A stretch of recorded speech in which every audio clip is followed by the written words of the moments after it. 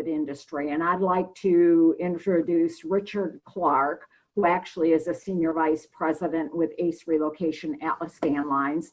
There had been multiple questions that said, similar to, gee, we've learned from either our RMC or our direct carriers that there are a lot of things being done differently in the home or that are required. And in doing that, we are wondering, what does that mean for us from an overall cost projection standpoint? How is it going to impact us?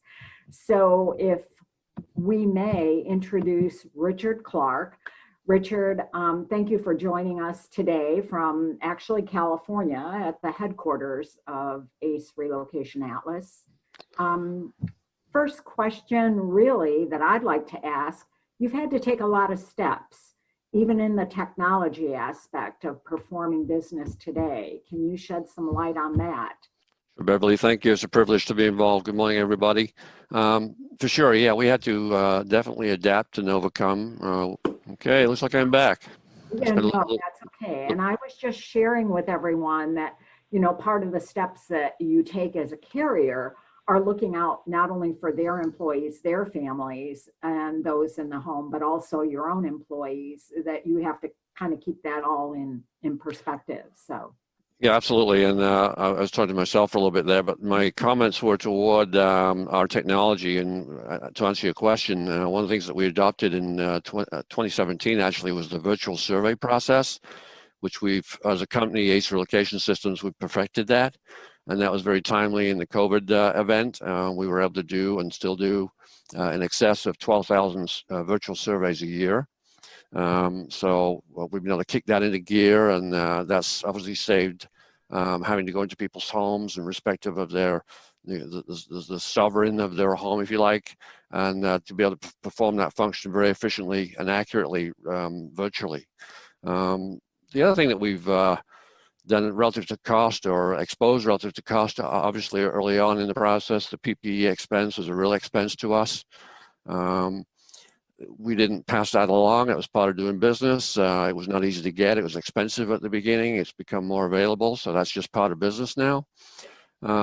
Relative to cost and impact on cost, the things that we've seen, the service delivery has taken a little bit longer because the crews have to take breaks, obviously, especially in Arizona and Houston, where it's hot and humid and they're wearing PPE. They've got to take, breaks, and we've had instances where we've had to have crews in the house that stay in the house. So we've had to increase labor in some instances.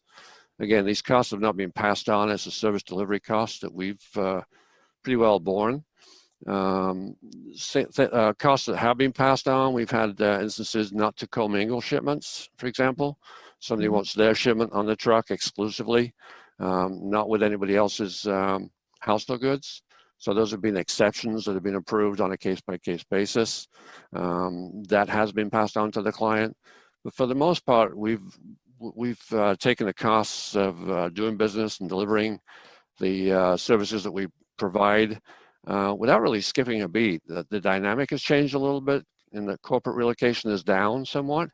But the private transferee business we're seeing is up because people are moving to the beach. They're moving to where they want to work rather than where they have to work. I'm not sure if that's an impulse thing or if it's just a permanent thing, but either way, we are enjoying that. Having said that, my hat goes off to the owner-operators, which are the service delivery of our business, and what they've had to deal with throughout, this pandemic so far, from not having anywhere to eat or restrooms available, and being resourceful and creative to be able to keep running and keep doing what they do and going into people's homes and wearing the PPE, which is not comfortable, as you can imagine, toting furniture. They have just stepped up, and they stepped up to the challenge in a big way, and they are an essential workforce. We've had truck drivers in truck stops, where people have come up, especially when the toilet paper was tough to find, and thank them for what they do and that they keep going.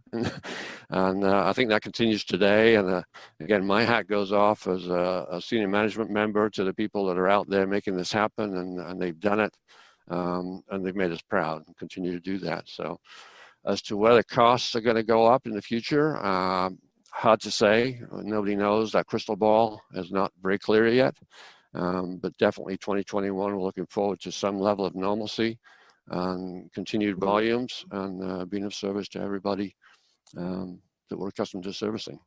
Well, Richard, thank you. That was, I think, very enlightening to some of us, even though some people are in mobility. The reality is they don't always hear it firsthand from their own employees of what's being experienced. And overall, it certainly sounds like carriers themselves have been absorbing a lot of all of the additional costs that have gone into this. And at the same time, when you mention the people like the owner operators and the pack crews that have to go in the home and that are out there and they're making this happen day to day to day, we forget that, yes, those owner operators, we consider them truck drivers and very strong individuals, but they're also psychologists because they're also dealing with that family. And we appreciate everyone that's involved in that critical